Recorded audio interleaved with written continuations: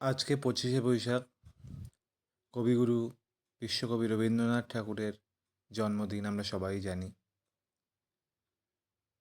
এই উপলক্ষে আমারই নিজের লেখা একটি কবিতা, যেটা আমি 5 বছর আগে লকডাউনে বসে লিখেছিলাম, সেটি আজকে পাঠ করে শোনাব।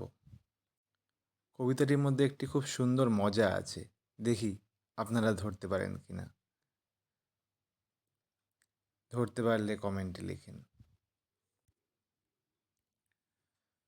বউ ঠাকুরানীর হাটে দেখা নৌকাডুবির পরে, সেই থেকে হলো রাজর্ষি সকলের চোখের বালি।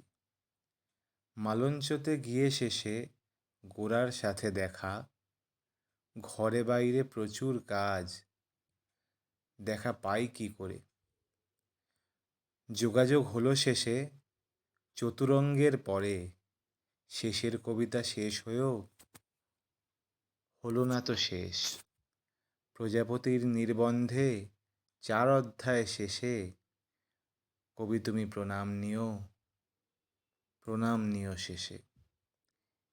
এটা তো হলো শুধুমাত্রই গঙ্গা জলে গঙ্গা পুজো।